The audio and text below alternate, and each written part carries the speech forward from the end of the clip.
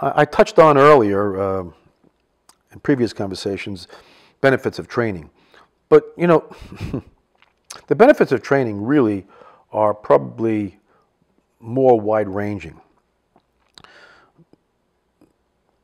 Because every person has, well, we all have three selves, don't we? We all have the self that we show the public. We all have the self that we show friends and family. And then we have the self that only we know. So when people come in to train, and even when they share goals and aspirations, sometimes it's not complete. And so I never know exactly what can motivate a person, and whether or not they even recognize the benefit that they're receiving, even when they express a desire to receive it. So I know one of my students who's an instructor mentioned that he had a student that seemed to show great promise and was training regularly, and that student didn't come back right away when they suffered a minor injury and was out of the school for 4 or 5 weeks, which, by the way, is very common. If someone lays out and doesn't train for a while, a week can easily pass into a month. So when we talk about training and benefits, this particular instructor called the student and reminded the student that actually they were showing great promise, and their physical skills as well as their intuitive martial manner were showing great promise, and this student just needed to be called and reminded of what their initial goals were, and encouraged to return, and in that particular case, it worked very well. So a lot of times when you talk about benefits of training, I can go on and speak about, the benefits of training for either children or adults, and go on ad nauseum about all the things about developing self-control, discipline,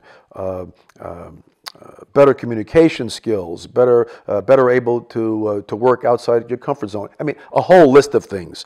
Hopefully, better concentration, listening skills, the ability to do better in school, the ability to respect authority and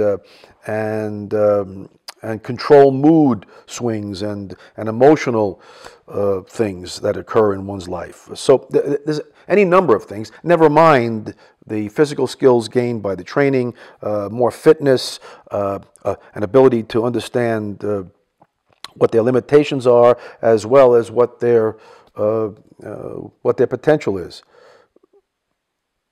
But benefits can be very personalized, and a student is like a plant. They just can't be put outside and wait for rain and sun. Oftentimes, a student, like the plant, has to be nurtured. And a good instructor, if he wants to develop a connection with his students and grow his school and so forth, has to be able to recognize that and make some kind of a connection with that student to remind the student why they came. The conversation when a student first starts is between the instructor, the first contact instructor, and that potential student that now is a student. And many people, of course, are not privy to that. So no one else knows what the motivation of the student was, but the instructor often does. And it's our job, if that's the job we choose, to consistently try to feed that desire that the student initially had to gain knowledge in martial arts for whatever the reason was.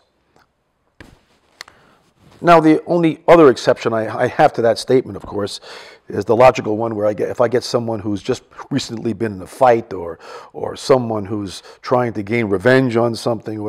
Look, in the martial arts, you get a lot of wonderful people, but you also get people on the fringe, just like any other field, I imagine. But I don't train people to hurt other people. I don't train people to turn them into the same aggressive person with sociopathic skills and sentiments that they were trying to run from in the first place. But apart from that, the benefits of martial training, and by the way, I'm speaking to this as a martial artist. For some people, the martial arts would be counterintuitive to their normal desires and upbringing and goals and philosophy, and that's fine. I mean, maybe they'll get the same benefits by kayaking or hiking or biking or fishing or some other thing. I don't know. All I know is that from my perspective, the martial arts give a wonderful variety of beneficial results. Sometimes the least important among them is the self-defense aspect. I've been asked a number of times, and the question is often raised about comparison between arts. This has been an ongoing discussion, I guess, for millennia, and recently, of course, more recently, over the past, I would say, 10 to 15 years, the popularity of MMA and I guess the Gracies really made it open people's eyes to be open to wider variety of training. But I remember going back even to Bruce Lee's philosophy and so forth with his establishment of Jeet Kune Do, and he was of the opinion that a true martial artist had to be open to constant review of their training, constant review of their technique, not get set in their ways, add to their overall repertoire, and also train accordingly with the dynamics of their age, gender, size, skill, fitness in mind. And I mean, how can one argue with that?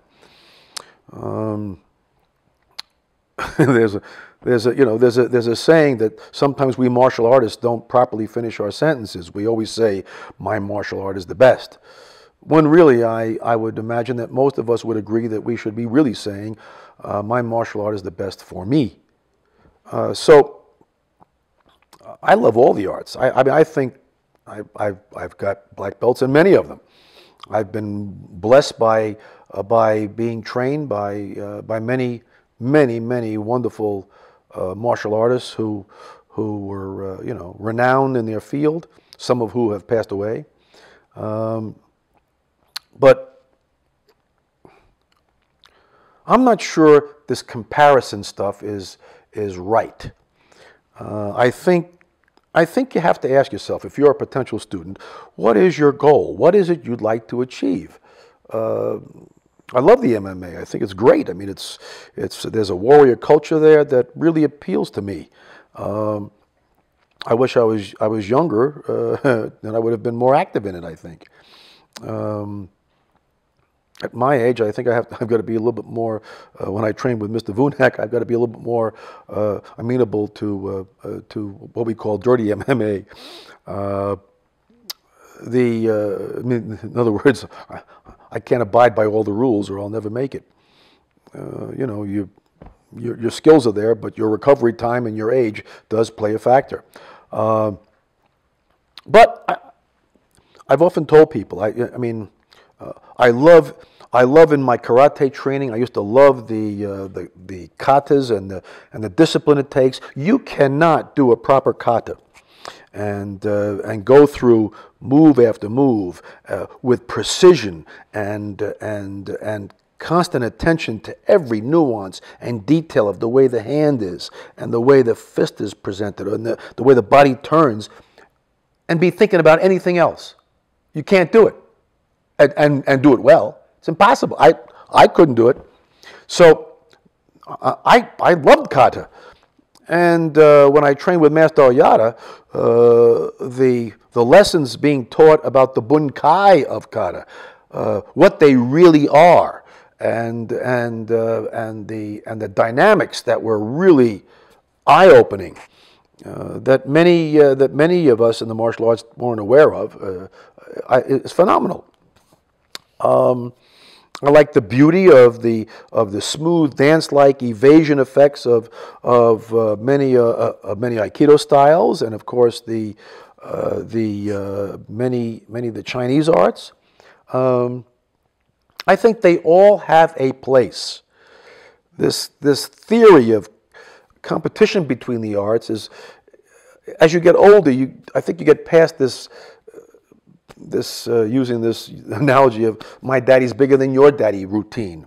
I don't think that's necessarily the right way to go. I think a person has to, look, martial arts are very personal to people.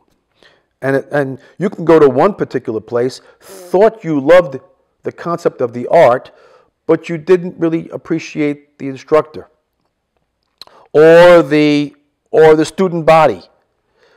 I always tell people, when they're asking me about going to a school, I say, visit a number of schools, see what they're like.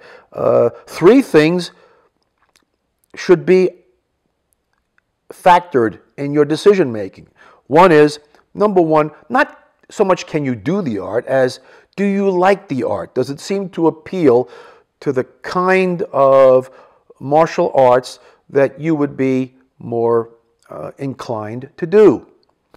I mean, if you're more of a wanting just strictly self-defense, and you want to reduce the level of impact or what you might consider to be overly violent, then you're going to have to make that decision. If, on the other hand, you want something a little bit more warrior-like, and you like that in your face kind of approach, then there's room for you. So when I tell people to make this judgment, first, I know plenty of people who have come to train with me who had more talent, in their pinky than just natural talent than I had in my whole body. But we've seen that in other areas of life.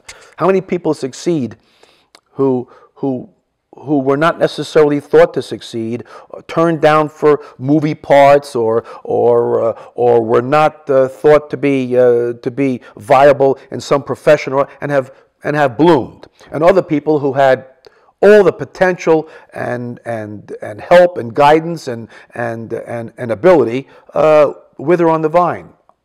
Same thing in martial arts. I've had people who couldn't walk and chew gum become wonderful martial artists. So I don't know about these. The older I get, and the more experience I've gotten with my martial training, I have less restrictions on these things. I'm more open to seeing things in a different way.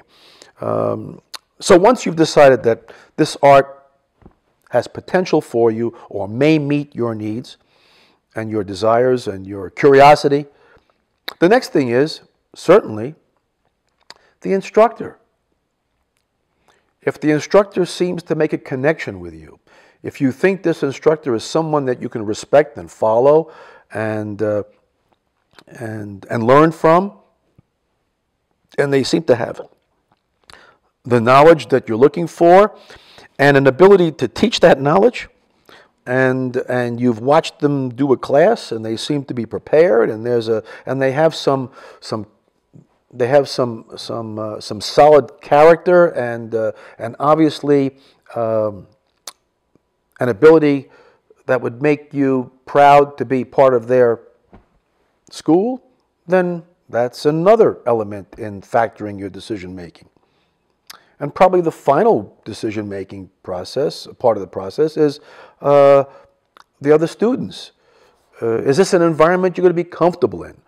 Do the students seem to be cooperating with each other?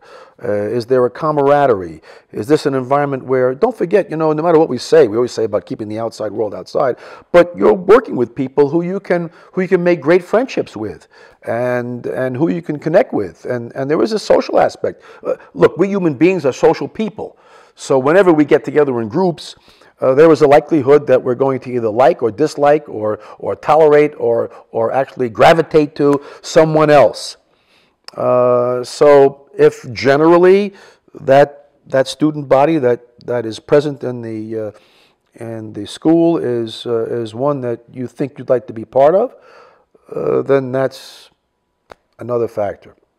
I find if those three things are positive, all the negatives that students often tell you, or potential students tell all of us instructors, the things like, money and time and travel and all this stuff, that is really a moot point.